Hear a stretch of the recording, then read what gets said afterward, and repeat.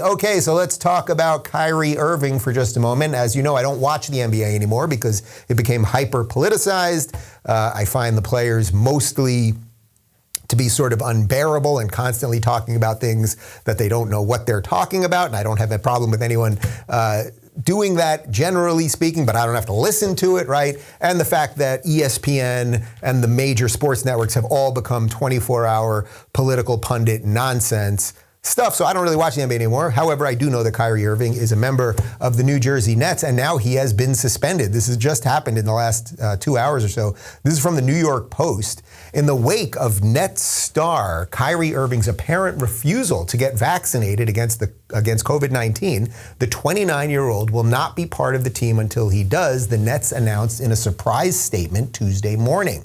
Exactly 1 week before the Nets kick off their regular season against the Bucks, the team announced Irving will not practice or play with the team, even during away games where he is allowed to play. Due to local restrictions in New York, every Nets and Knicks player must be vaccinated to practice or play home games. Irving is the only member of the Nets who is not vaccinated. Now let's just do like the 101 obvious stuff here to start. First off, he's 29 years old. First off, Kyrie Irving is healthier than you. He's healthier than me. He is a young man at the peak of physical fitness who I have no doubt takes care of himself. I don't know all his positions on everything. I don't really care about all his positions on everything. As far as I know, he's not even anti-vax in terms of, oh, I don't want to be vaxxed ever, or I don't think anyone should ever have vaxes. I think he's talking about his own medical choices, which, by the way, a lot of players, I've actually talked to a couple other players on the DL, and a lot of players are against this nonsense. But people don't want to put their livelihoods and their jobs up on the line. And I think Kyrie Irving is about to find out how evil the machine is. Because when you step out against the machine crashes down on you in horrific ways. Now, Kyrie Irving has a lot of money, right? This guy's, I'm sure he's got at least $20 million in the bank.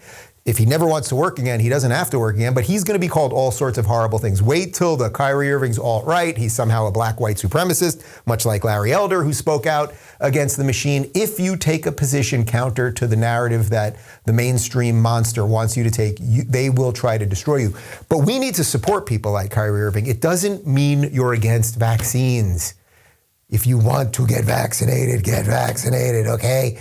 It doesn't mean that. But we need to stand up for the people who are saying that I believe in my body, my choice. I believe in individual autonomy. And not everyone can be brave enough to do it. This guy has the means to survive for a little while doing it. So if you can't do it in your own life, maybe you could support him however you can. Like, you don't have to quit your job or whatever it might be. Everyone has to make choices for themselves. But like, this guy deserves our support right now. This is absolutely crazy. And I would hearken you back to my show, 2 weeks ago. We had Jonathan Isaac, that video from Jonathan Isaac, who's on the Orlando Magic, basically saying the exact same thing. I had COVID, I'm healthy, I don't believe the government should be mandating it, people should make choices, what about natural antibodies?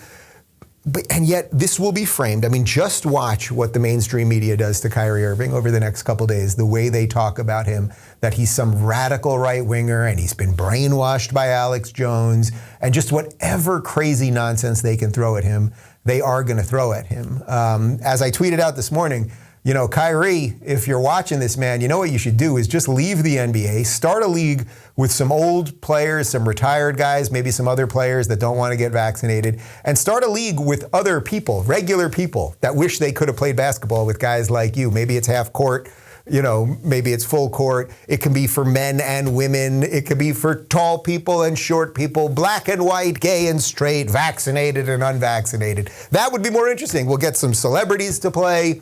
We'll get just regular guys who love hoops. I'm not kidding. Men and women, like, mix up everything and let's get some league of decent people. How about we call it that? The Basketball League for Decent People. I don't watch the NBA anymore, but I would probably watch something like that. I would try to play too. Got my brace for my knee, and I would like to get out there and see what I could do. So Kyrie, that's my little advice to you. Related to this story is actually a little bit of hope. So Kyrie, I always talk to you guys about hope, right? We just need hope. You need to point to people who are being brave. You need to point to someone maybe in the government that's doing the right thing. You need to hear music that inspires you, that like sparks something in you to be hopeful. Like that's what we need right now, right? And there are little moments of it. So Kyrie Irving standing up for what he believes in, little bit of hope. Well, now there's some hope coming out of Texas because Governor Greg Abbott today issued an executive order stating that no entity in Texas can compel receipt of a COVID-19 vaccination by any individual, including an employee or consumer who objects to such vaccination for any reason of personal conscience based on a religious belief or for medical reasons, including prior recovery from COVID-19. The COVID-19 vaccine is safe, effective, and our best defense against the virus, but should remain voluntary and never forced, Abbott said. Yes, that's right, Governor Abbott. And how refreshing it must be for the people of Texas to live in a state not where the governor chooses to be a king and demand that everyone does the things he wants them to do, but where he says, do what you want. Do what's right for you. Get the vaccine. Wear a mask.